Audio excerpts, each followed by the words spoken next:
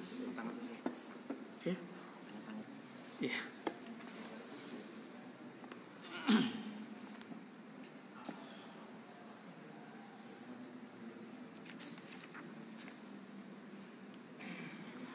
Assalamualaikum warahmatullahi wabarakatuh.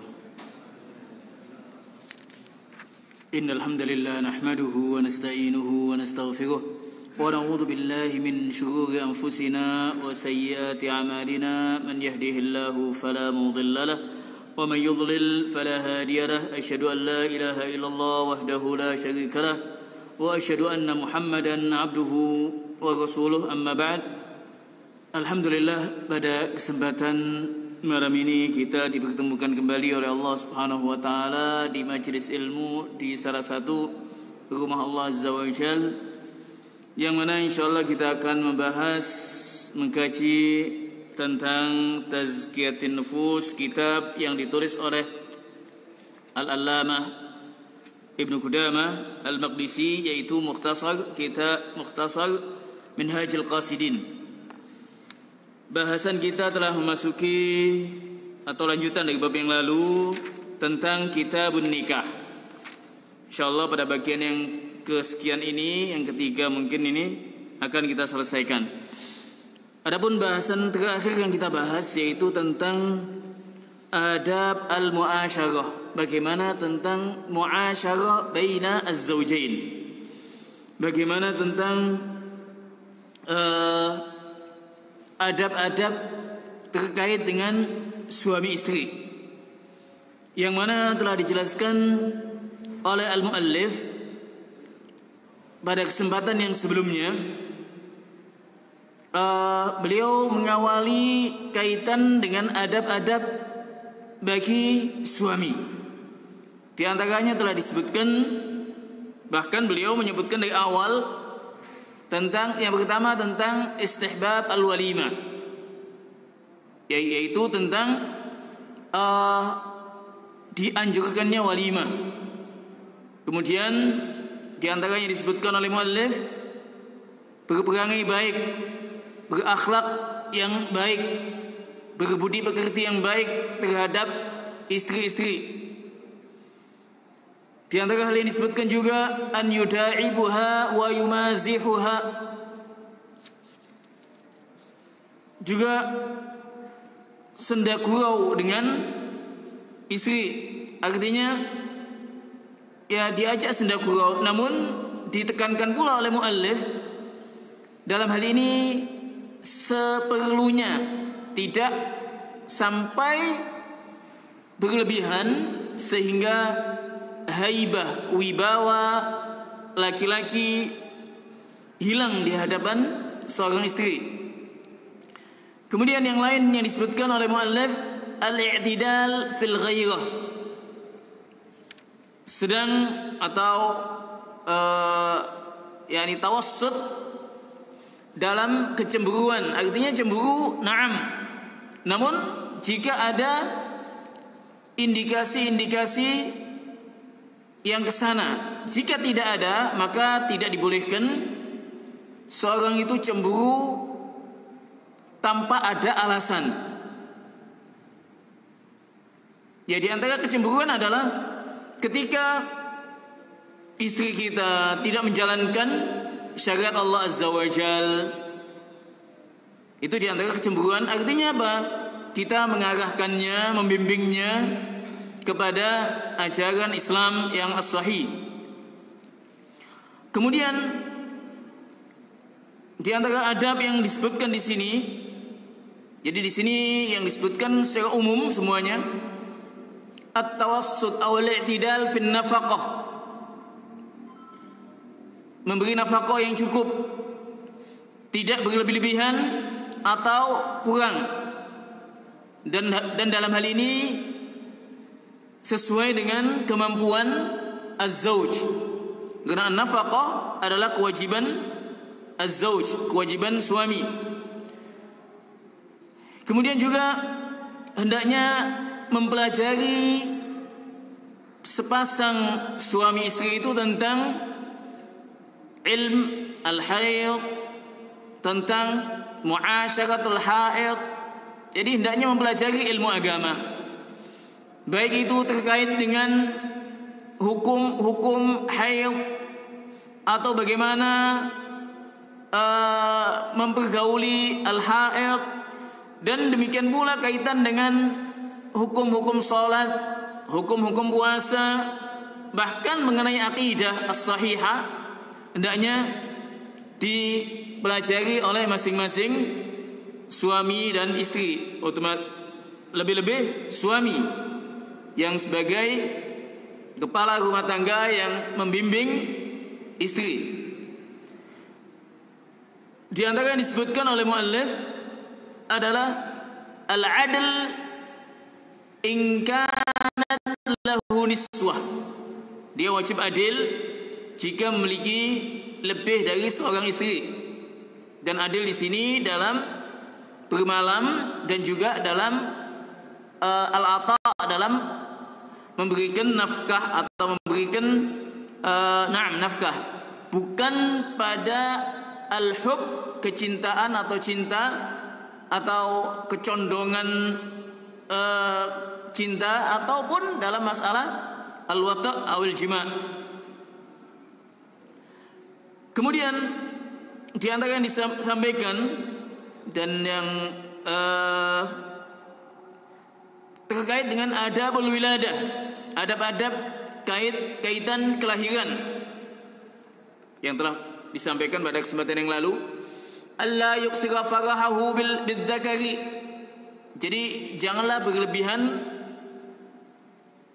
kesenangannya ketika dikaruniai anak laki-laki, dan sedih ketika dikaruniai anak perempuan. Karena kita tidak tahu mana yang lebih baik, dan apapun yang ditakdirkan oleh Allah itu yang terbaik.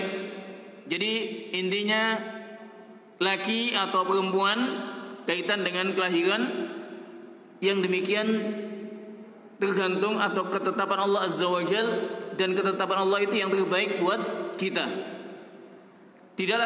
Janganlah kemudian menampakkan kesedihan ketika kelahirannya wanita perempuan, dan sangat-sangat senang ketika kelahirannya laki-laki. Hal ini yang ada pada zaman jahiliyah dahulu.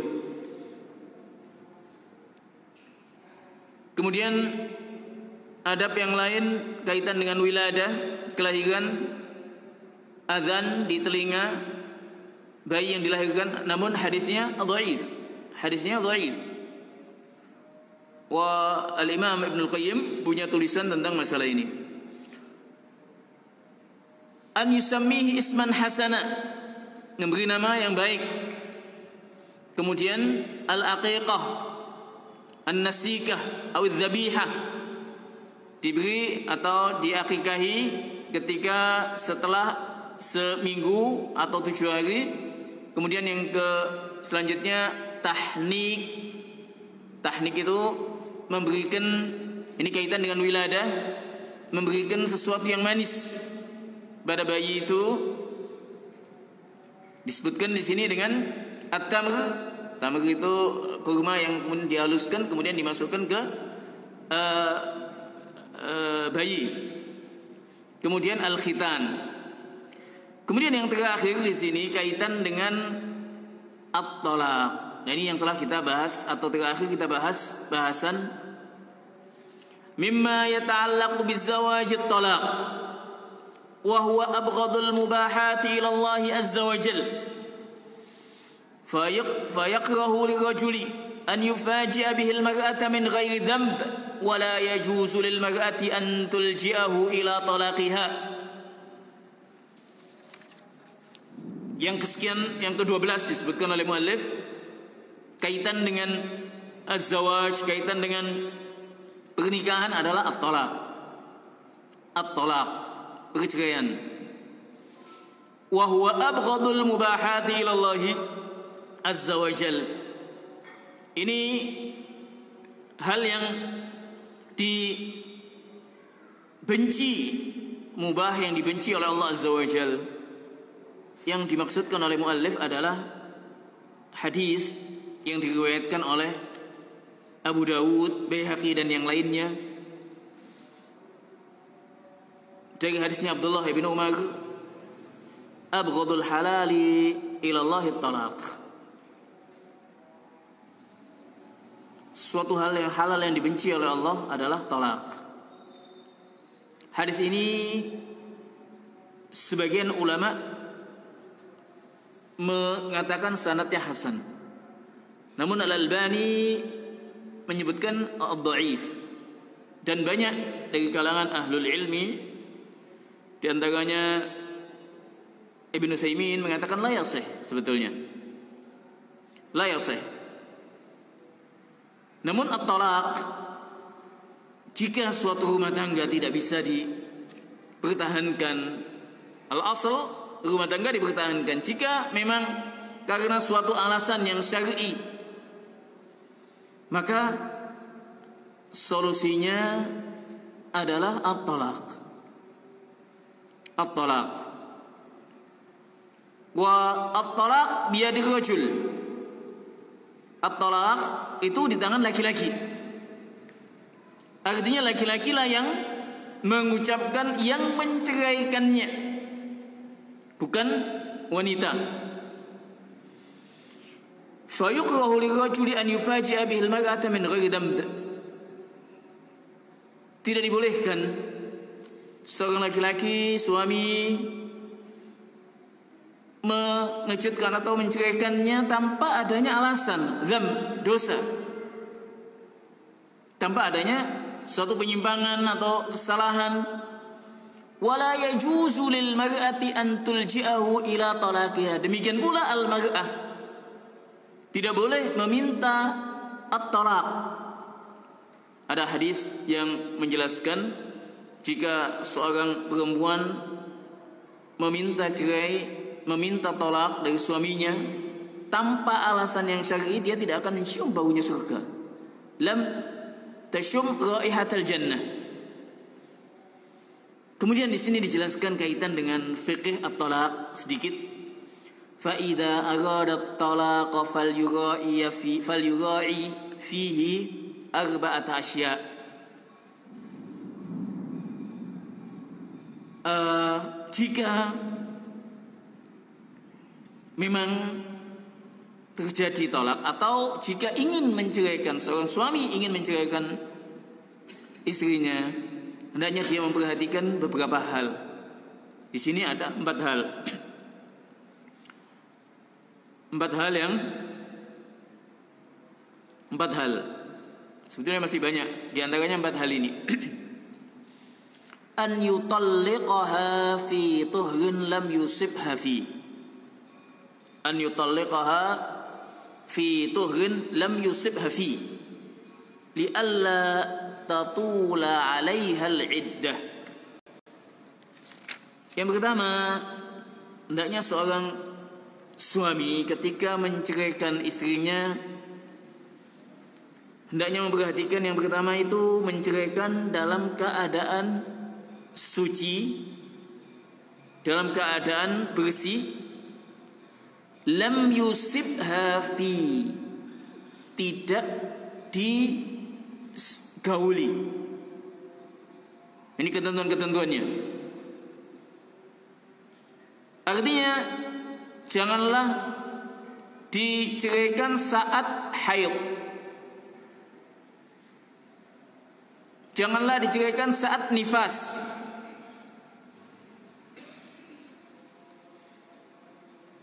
Ceraikan dalam keadaan suci dan tidak dicampuri. Habis suci tidak dicampuri, diceraikan. Li'alla tatula 'alaiha al-'iddah, agar masa penantiannya tidak panjang. At-talaq ada 2 macam sebetulnya, secara garis besarnya. Ada at-talaqus sunniyu asy-syar'i, talak yang sunni syar'i sesuai dengan aturan syariat. Di antara lain yaitu menceraikan di saat suci, bersih, tidak digauli. Tapi kalau dalam keadaan al-haid itu nanti digolongkan at-talaq al-bid'i. Digolongkan at-talaq al-bid'i.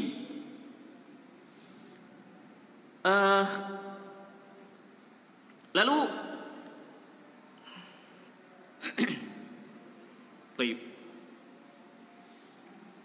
Yaqulu al-Allamah Ibn Baz ketika menjelaskan masalah ini, at-talaqul masyru', talak yang disyariatkan, yang dianjurkan atau sesuai syariat itu adalah an yutalliqa talqatan wahidah. Kalau seorang tidak menceraikan dengan cerai satu. Halal mar'ati hamilan, baik seorang wanita dalam keadaan hamil, dan kadang orang dalam keadaan hamil diceraikan kadang sedikit sekali kejadiannya. Makanya al-Islam memperhatikan hal yang demikian. Au fi tuhrin lam yujami'ha fi, atau dalam keadaan bersih, tidak dicampuri, tidak digauli. Adapun talaq al-bid'i, atau disebutkan yang lain di sini, au aisa fi tuhrin lam yujami'a fi, atau seorang yang sudah tidak haid. Seorang yang sudah tidak haid, apa istilah menopause ya, itu boleh. Amma talaqul bid'i, yaitu idza talaqaha wa hiya fi haidin wa huwa ya'lam, aw fi nifas wa huwa ya'lam, aw fi tuhrin jama'aha fi wa lam yatabayyan hamluha. Jadi talaq al-bid'i adalah seorang suami menceraikan istrinya di saat haid, di saat nifas, sedang dia tahu, atau dalam keadaan bersih setelah digaulinya, setelah dicampurinya, dan tidak jelas kalau dia hamil. Ini at-talaq al-bid'i. Apakah at-talaq al-bid'i terhitung talqah apabila seorang menceraikan di saat al-haid? Karena di sana ada hadis, yaitu suatu ketika Abdullah bin Umar menceraikan istrinya dalam keadaan haid. Nabi sempat marah dan menyampaikan untuk rujuk kembali sampai bersih, tidak digauli, diceraikan. Kemudian apakah cerai talaq al-bid'i yang tidak sesuai syariat tadi, kalau terjadi, apakah dihitung talak atau tidak? Ba'du ahlul ilmi mengatakan, bahkan sebagian besar al-ulama mengatakan yaqa' at-talaq, dan sebagian yang lain mengatakan la yaqa'. Wa al-qaul tsani wallahu a'lam, pendapat yang kedua insyaallah qawi dengan dalil-dalilnya. Baik. Kemudian di antara yang adab yang lain yang dijelaskan di sini oleh muallif, an yaqtasira ala talqatin wahidatin liyastafida biha ar-raj'atu in nadim. Hendaknya cukup dengan tolak satu saja. Supaya apa? Supaya bisa kembali jika dia menyesali akan perbuatannya. At-talaq, Allah sebutkan at-talaqu baghatan, fa imsakun bima'ruf aw tasrihun bi ihsan. Jadi nanti ada talak satu, talak dua. Talak satu, talak dua, suami masih memiliki hak untuk rujuk kembali kepada istrinya selama masa iddah, masa penantian. Masa penantiannya bagaimana? Berapa masa penantiannya? salasata quru wal mutallaqatu yatarabbasna bi anfusihinna salasata quru. Mereka wanita-wanita yang diceraikan oleh suaminya menanti masa 3 qara'. Qara' ini ada sebagian ulama mengatakan suci, sebagian ulama mengatakan haid. Wa al-allamah Ibnul Qayyim menjelaskan dengan dalil-dalilnya bahwasanya al-qar'u di sini yang kuat wallahu alam adalah al-haid. Jadi 3 kali haid. Cerai 1, cerai 2, talak 1, talak 2 itu suami berhak untuk rujuk kembali kepada istrinya selama dalam masa iddah. Jika telah lewat masa iddahnya, penantiannya, maka harus ada aqdun jadid, akad baru lagi. Jika lewat masa iddahnya harus akad baru. Ada wali, 2 saksi, sudah akad lagi. Kayak biasanya mahar dan yang lainnya. Adapun talak 3, ketika seorang dicerai talak 3, maka suami tidak berhak untuk rujuk kembali. Jadi sudah bainunah al-kubra.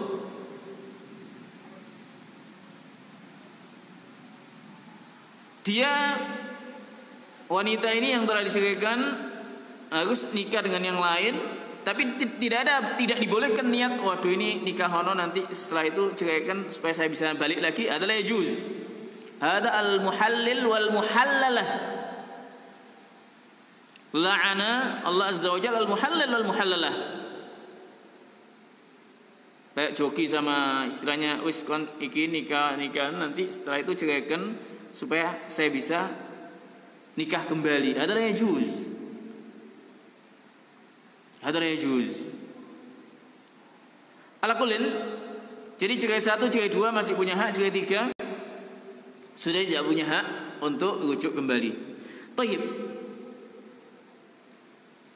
Ada bahasan lagi di sana. Apakah cerai ini artinya cerai 1, 2, katakanlah hari ini mengucapkan cerai, atau seminggu yang lalu mengucapkan cerai, hari ini mengucapkan cerai, apakah dihitung langsung 2? Atau misalkan seorang mengatakan anti talik, apakah langsung dihitung 3? Anti talik 3 kali diucapkan. Dalam hal ini ada khilaf di kalangan ahlul ilmi. Sebagian mengatakan itu sudah cerai 3, dan yang as-sahih wallahu alam jatuh 1, masih 1, karena diucapkannya walaupun Ibnul Qayyim wa Ibnu Taimiyah condong kepada pendapat atau mengatakan bahwasanya cerai harus ada rujuk supaya nanti kehitung ada yang kedua. Kalau tidak ada rujuk kemudian diucapkan cerai lagi, masih digolongkan 1. Ala kullin, ini masalah al-khilaf yahtaj ila, jadi tiap kasus nanti tinggal tanyakan nanti. Jadi kesimpulannya, jadi cerai tadi ada 1, ada 2, ada 3. Dan seorang ketika mengatakan cerai, engkau saya ceraikan, anti tak ceraikan 3 kali, tetap digolongkan 1 ala qaul as-sahih min aqwali ahli ilmi. Dan tuntunannya itu demikian, cerai 1 dulu sampai mungkin ada penyesalan, dan harus tinggal di situ. Jadi ketika seorang perempuan diceraikan, tinggal di rumah itu, bukan di. Itu di antara hikmahnya apa? Mungkin ada penyesalan, mungkin ada perbaikan, supaya bisa kembali lagi. Liyastafida biha raj'atu in nadim.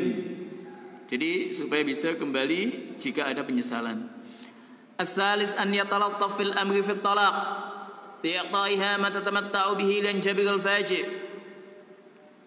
Ini kadang yang kurang ada pada kita atau pada sebagian kita. Yatalattaf ini fi amri talaq. Jadi ketika diceraikan dikasih sesuatu hal yang menyenangkan supaya tidak sedih nantinya. Ya mungkin dikasih semacam kayak hadiah apa dan sesuatu lah intinya. Yang keempat, nah ini kadang yang tidak ada pada banyak atau kebalikannya ya. Alla yufsi sirraha. Janganlah mengumbar aib. Janganlah mengumbar aibnya. Karena biasanya kalau sudah tolak, satu dengan yang lain akan mengumbar aib. An-Nabi SAW dalam hadis yang diriwayatkan oleh Imam Muslim menyebutkan, inna min asyarrin nasi indallahi manzilatan yaumal qiyamah. Sesungguhnya manusia yang paling jahat, yang paling jelek di sisi Allah di hari kiamat adalah seorang laki-laki yang menggauli istrinya, istrinya menggaulinya, kemudian yansyur sirraha, kemudian dia sampaikan aib-aibnya, rahasianya. Oh ini begini. Ini min asyarrin nasi indallahi manzilatan yaumal qiyamah. Manusia yang terjelek, yang paling jelek di sisi Allah di hari kiamat. Setiap manusia memiliki al-aib. Setiap kita memiliki aib. Tidak ada yang tidak memiliki aib. Di antara saya teringat nasihat yang diucapkan oleh Al-Imam Syafi'i kaitan dengan idza syi'ta an tahya saliman minal adha wa haddaka mawfurun wa 'irduka sayyinu lisanak la tadhkur bihi awratum ri'in fa kulluka awratun walin nasi al-sunu. Di antara yang dinasihatkan oleh ahlul ilmi, di antaranya Al-Imam Syafi'i menyebutkan dalam bait-baitnya itu, dalam istilahnya diwannya, ada Al-Imam Syafi'i memiliki diwan. Di sana banyak ucapan-ucapan hikmah yang ditulis dalam bentuk bait syair gitu lah, yang mudah difahami, bukan syair yang ya sejenis rojes. Idza syi'ta an tahya saliman minal adha, jika engkau ingin hidup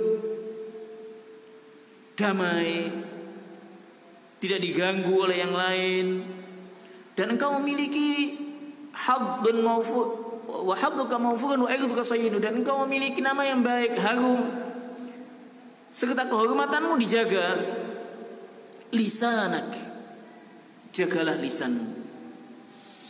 La tadhkur bihi awratum ri'in, jangan sekali-kali engkau mengumbar, menyebutkan aib yang lain. Fakulluka awratun, setiap kalian, setiap kita semua memiliki aib. Walin nasi alsun, dan setiap manusia punya lisan. Bisa saja nanti dibalas, disampaikan, oh begini. Wa aynaka in abdat ilaika ma'aiban fasunha wa qul ya ainu lin nasi a'yunu. Kedua matamu jagalah. In abdat ilaika ma'aiban, jika nampak aib pada yang lain, jaga. Akhirnya dijaga, jangan kemudian dijaga ya, kita menjaganya dalam artian sudah kita cukup tahu gitu aja, tidak. Karena apa? Wa ainaka in abdat ilaika ma'in fasunna wa qul ya ainu. Katakan kepada mata bahwasanya yang lain juga punya mata. Linnasi ayun. Mereka juga bisa melihat aib kita. Ini di antara yang dinasihatkan oleh Al-Imam Asy-Syafi'i. Al-Qulin kembali kepada alla yufshi sirha. Janganlah kemudian mengumbar rahasia atau aibnya. Baik, qal fahadha kulluhu fi bayani ma 'ala az-zawj. Ini semua hal-hal yang terkait bagi suami. Tsumma qal al-qismu tsani min adabil mu'asyarati 'ala az-zawjati li zawjiha. Kemudian setelah menjelaskan banyak panjang lebar tentang adab-adab bagi yang suami, bagi laki-laki, beliau Al-Allamah Ibnu Qudamah menjelaskan sebagian adab bagi istri terhadap suaminya. Dan di sini tidak disebutkan banyak, namun poin-poin saja. Intinya, an Abi Umamah sami'tu Rasulullah sallallahu alaihi wasallam yaqul law jaza li ahadin an yasjuda li ahadin la amartu al-mar'ata an tasjuda li zawjiha.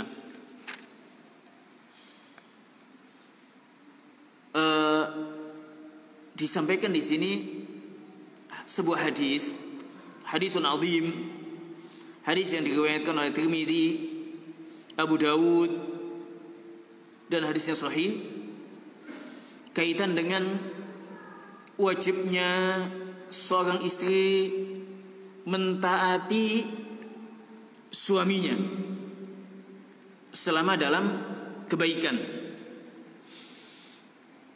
Dari Abi Umamah Al-Bahili, dia mendengar Nabi SAW mengatakan, "Lau jaza li ahadin an yasjuda li ahad." Jika dibolehkan bagi seorang untuk sujud sesama manusia, jika dibolehkan, artinya tidak dibolehkan sujud kepada manusia, syirkun, tidak dibolehkan, la yajuz.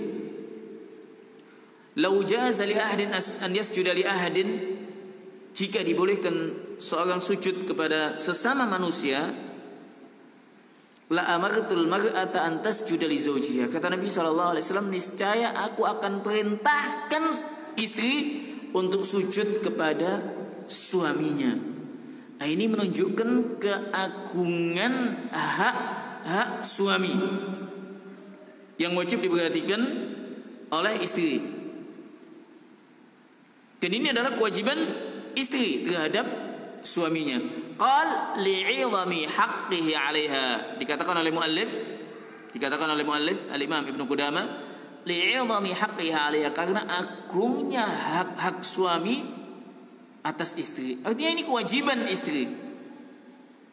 Karena tidak dibolehkan sujud sesama manusia, maka Nabi tidak memerintahkan. Dari hadis ini mafhumnya bahwasanya hak suami terhadap istrinya atau kewajiban istri terhadap suami amatlah besar. Wa fi hadzal qismi ahaditsun katsiratun. Banyak sekali hadis-hadis tentang hal ini.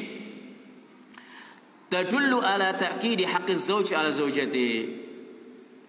Di antaranya banyak sekali di antara hadis, kalau seorang perempuan itu sudah sholat 5 waktunya, kemudian puasa di bulan Ramadannya, menjaga kehormatannya, wa ta'at ba'laha, mentaati suaminya,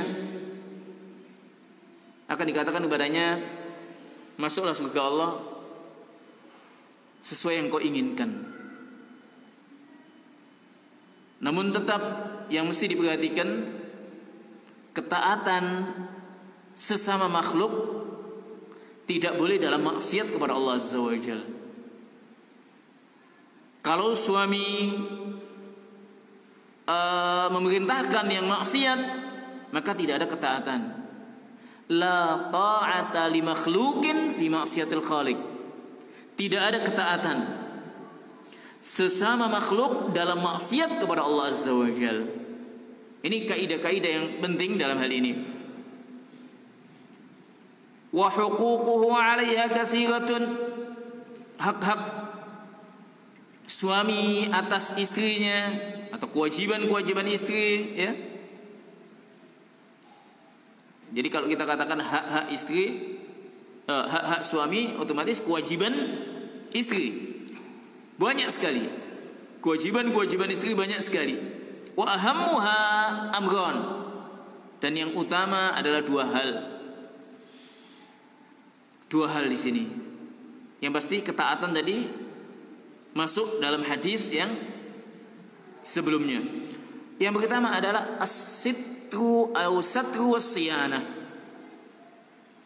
Dia wajib as-satr, menjaga dan melindungi, artinya menutup aib.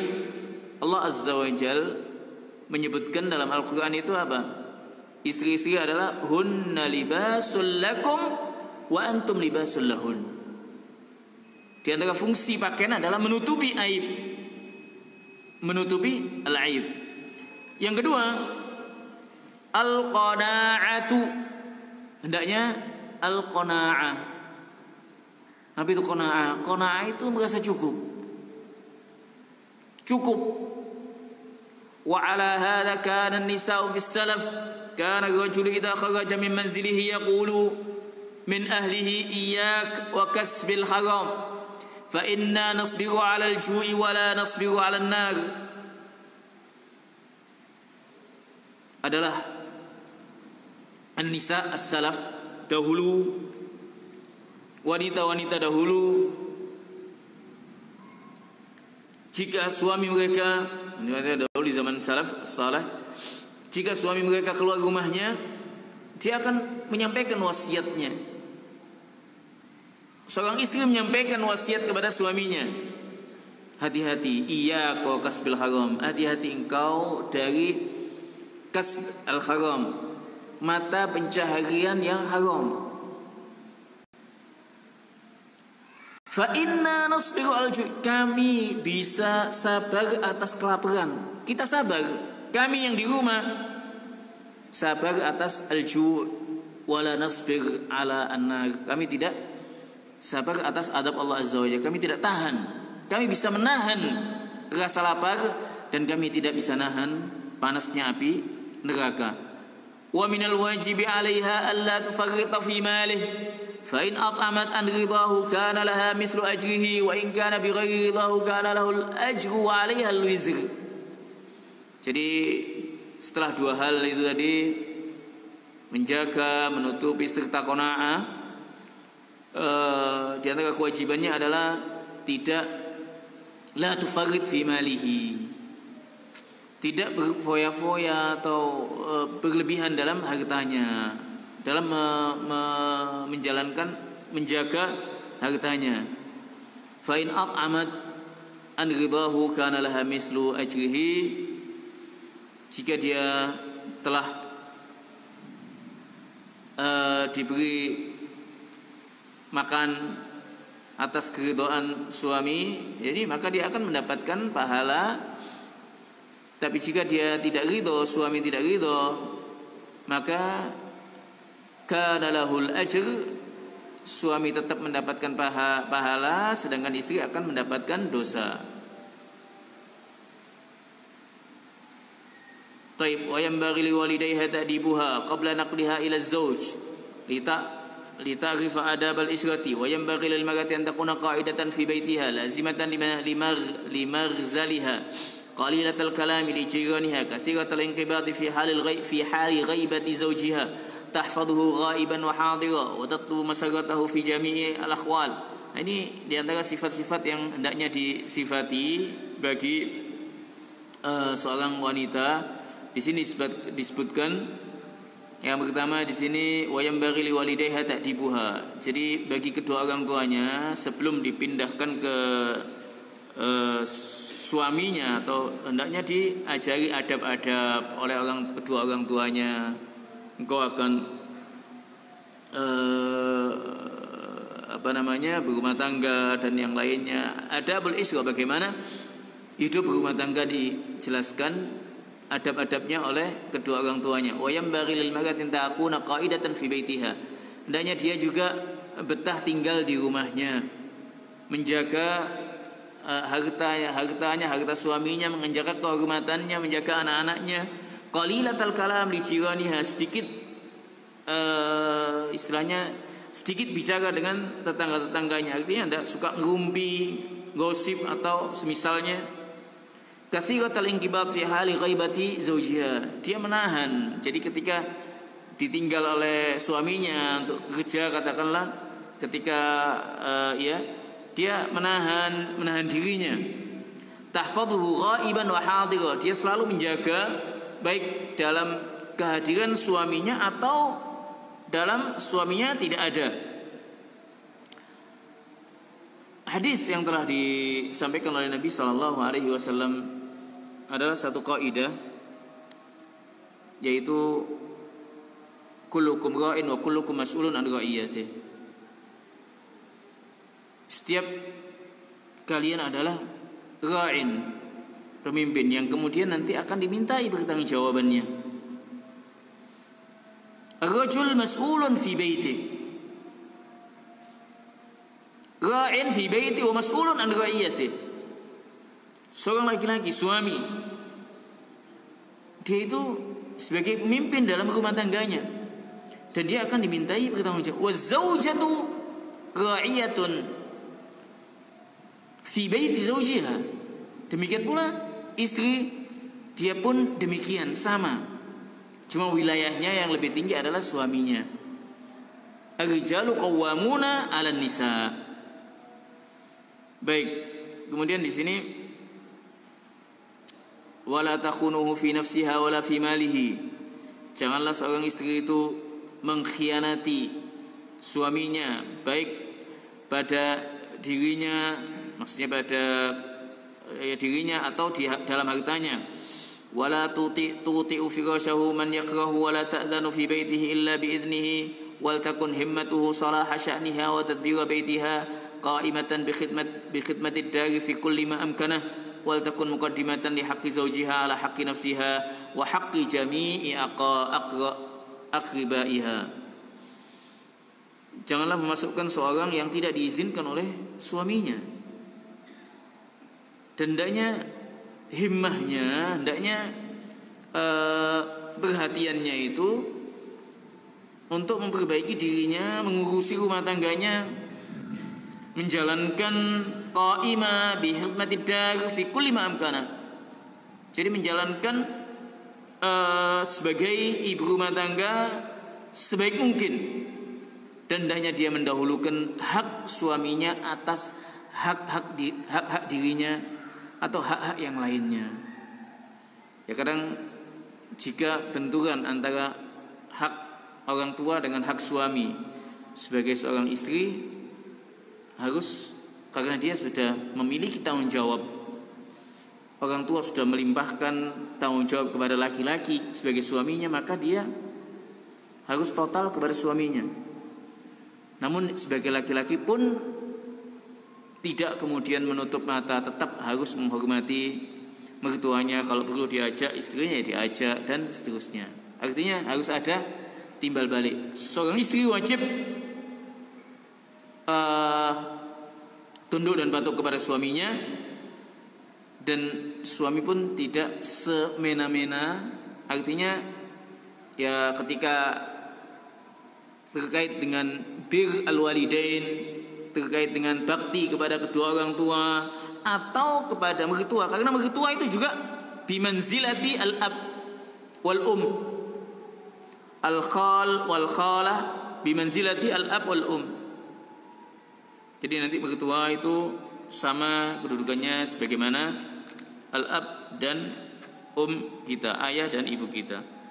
Ini kaitan dengan kitabun nikah, dan insyaallah kita selesaikan kitabun nikah ini. Dan sebetulnya kitabun nikah yang disampaikan oleh muallif ini sangatlah singkat sekali, dan sejatinya kita pun mempelajari kaitan dengan rumah tangga atau menanyakan, ya, masih banyak sebetulnya tulisan-tulisan baik ahkam fiqhiyah kaitan dengan hukum-hukum fikih dalam rumah tangga, itu yang perlu kita dalami, dan ini semua dapat membersihkan hati kita, tazkiyat an-nufus kita. Karena tazkiyat an-nufus itu adalah proses dalam menjalankan agama Allah Azza wa Jalla, dalam melakukan ketaatan-ketaatan kepada Allah Azza wa Jalla, yaitu ya dengan kita mengetahui hukum Allah, kita jalankan. Nah, itu nanti bisa didapat tazkiyatun nufus. Baik, insyaallah kita cukupkan sampai di sini. Insyaallah di lain waktu kita lanjut bab yang lain tentang al-kasb wal ma'ash, tentang bagaimana adab al-kasb, adab mencari pekerjaan atau usaha atau dalam kehidupan lah intinya. Baik, kita cukupkan sampai di sini. Aku qouli hada, wallahu taala ala wa alam. Assalamualaikum warahmatullahi wabarakatuh.